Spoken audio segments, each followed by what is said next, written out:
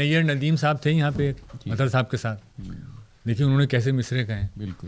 اب کھلا ہے راز ہستی رائے گاں ہونے کے بعد، داستاں کا حسن ٹھہرے داستاں ہونے کے بعد. بالکل بالکل. اچھا جی، ہمارے ساتھ غازی صلاح الدین صاحب بیٹھے ہیں جو صحافی ہیں، تجزیہ نگار ہیں، دانشور ہیں. Human rights commission of Pakistan نے ان کے بارے میں ایک بیان، ایک خراج تحسین پیش کیا، اور اس میں ایک بات کہی گئی کہ ہی واز اے رینیساں مین. اور اس کا مطلب یہ ہے کہ ایک ایسی شخصیت جو مختلف شعبوں پہ حاوی ہو، جس کے مختلف انٹرسٹ ہوں، اور ہمہ جہت جس کو ہم کہیں. تو اسلم اظہر کے بارے میں ہوا کہ وہ ریڈیو سے شروع ہوئے تھے، تھیٹر کی بات ہوئی، جاوید نے یاد دلایا ہیملیٹ پلے کیا تھا انہوں نے، خود ہیملیٹ بنے تھے. اس کے بعد ٹیلی ویژن آیا اور ایک نئے میڈیم کو انہوں نے اس میں سارے.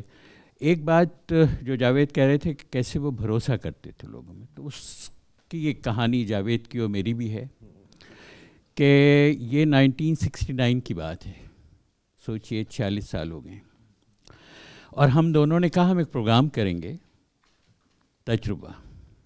تو ان کا اچھا کیا ہوگا کہ ہم دونوں بیٹھ جائیں گے اور بات کریں گے تھیٹر پہ، اور ڈرامے کے ٹکڑے پیش کریں گے. اچھا جب ہم نے سوچا تو جاوید نے کہا مجھ سے اردو اچھی نہیں بولی جاتی، میں تو انگریزی بولوں گا.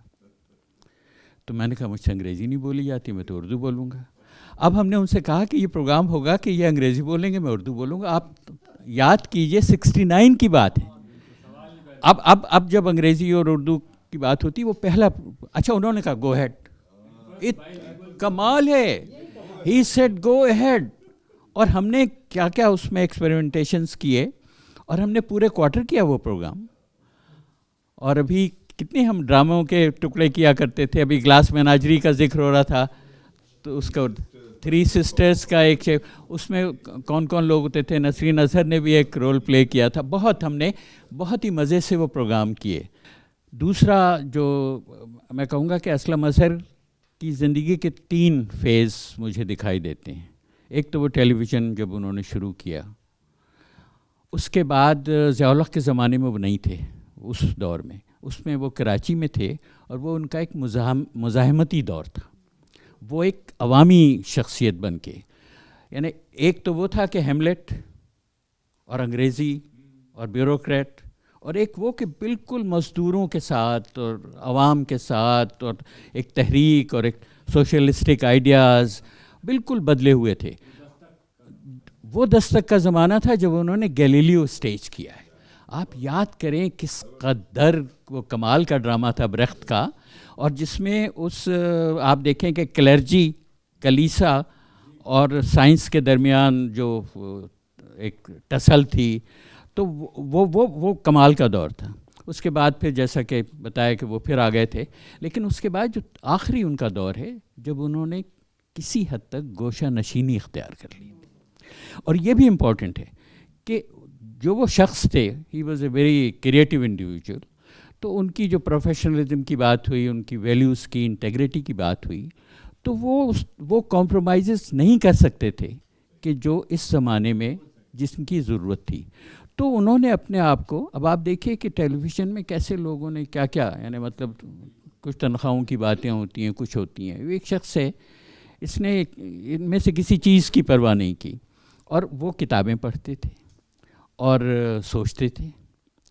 اور اس میں بھی ایک ایسا ہوا کہ میں کتابوں پہ ایک پروگرام کرتا تھا. میں انہیں فون کرتا تھا، کہتے تھے مجھے نہیں آنا ٹیلی ویژن پہ. ہی ڈidn't want to. ظاہر بہت لوگ ان کے پیچھے پڑے رہے ہوں گے. پھر نسرین اظہر سے ایک دفعہ میں نے کہا کہ بھئی ان سے کہیں میرا پروگرام دیکھ تو لیں، ہم جن چیزوں کے لیے لڑتے رہیں. اور کیونکہ جب وہ ضیاء الحق کا زمانہ تھا، وہ ڈرامہ کیا تھا، کراچی میں وہ تھے، تو تب ان سے کافی ملاقاتیں ہوتی تھیں. ہمارا ایک چھوٹا سا گروپ تھا، اور وہ جو ہوتا تھا نا کہ ہم دنیا بدلیں گے، ڈیموکریسی کے لیے جد و جہد، یہ وہ جیل جانا، یہ وہ سب ہاں ہوتا تھا. تو میں نے ان کو پیغام بھجوایا کہ بھئی ہم تو وہی کام کر رہے ہیں جس کے لیے زندگی بھر ہم نے ایک جد و جہد کی ہے. تو پھر ان کا فون آیا کہ ہاں وہ راضی ہوئے. میں گیا اسلام آباد، وہاں ہم نے ایک سیگمنٹ اپنی کتابوں کے پروگرام کے لیے کیا. تو وہ ایک ایسی شخصیت تھے کہ جن سے پاکستان نے اتنا فائدہ نہیں اٹھایا، اور کیونکہ وہ گوشہ نشین ہو گئے تھے، وہ ایک کامنٹ ہے کہ ٹیلی ویژن کیسا ہو گیا اور معاشرہ کیسا ہو گیا۔ اس میں جو ابھی غازی صاحب نے بات کی ہے نا، ایک مثال میں دوں کہ اسلم صاحب ہی کی طرح ایک بہت بڑا نام ڈاکٹر ادیب رضوی صاحب کا، SIOT کی ایک انٹرنیشنل کانفرنس تھی جس میں دنیا سے بہت سارے ڈاکٹرز آئے ہوئے تھے، تو ادیب صاحب نے اسلم اظہر صاحب کو فون کیا کہ کیونکہ بہت سارے فارنرز ہیں، میں چاہتا ہوں پاکستان کے اچھے پوائنٹس جو ہیں اور پاکستان کے بارے میں وہ آپ آ کے ایک لیکچر دے دیں ان ڈاکٹرز کو، تو ہم آپ کو کچھ پے بھی کریں گے، ہوٹل وغیرہ۔ تو ادیب صاحب نے کہا نہ انہوں نے ٹکٹ لیا نہ ہوٹل اسٹے لیا، وہ آئے، انہوں نے وہاں پہ ان لوگوں کو بتایا، اور کوئی 1 گھنٹے ان کی اسپیچ ہوئی۔ تو اس کے بعد صاحب نے ریئلائز کیا کہ 1 گھنٹہ ہو گیا تو یہ بور ہو گئے ہوں گے، تو انہوں نے کہا کہ آئی تھنک میں نے زیادہ ٹائم لے لیا، تو میں وائنڈ اپ کرتا ہوں۔ تو سب نے کہا کہ نو پلیز مسٹر اسلم صاحب کنٹینیو، اور اس کے بعد اسلم صاحب کو اسٹینڈنگ اوویشن ملا، جس طرح سے انہوں نے پاکستان کے بارے میں ان لوگوں کو بتایا کہ یہ ملک کیسا ہے۔ تو آئی تھنک ایسا بہت کم ہوئے، آپ کی بات بالکل صحیح ہے، لیکن ایک شخص ایسا تھا جو اس نے کہا کہ یہ آدمی ہے جو ان لوگوں کو بتا سکے۔ ایک بات صرف میں کہنا چاہوں گی، میرا خیال ہے وہ واحد ایک شخصیت تھی، واحد جو جب بھی یعنی PTV کے MD وغیرہ کے لیے کبھی اسٹینڈنگ اوویشن نہیں ملا، لیکن وہ کبھی ہمارے PTV کے پروگرام میں آئے یا ایوارڈس میں آئے، ہم ایوارڈس میں آئے، سارے لوگ کھڑے ہو گئے اور اتنی دیر تک کلیپنگ ہوتی رہی کہ مشکل سے وہ رکی۔ ہاں، اور جہاں بھی جاتے تھے لوگ کھڑے ہو کے اس کو، تو اگر قوم تو ہماری ایسے لوگوں کی قدر کمی کرتی ہے، لیکن جو قدرداں ہوتے ہیں عوام، وہ انہوں نے جی بھر کے قدر کی۔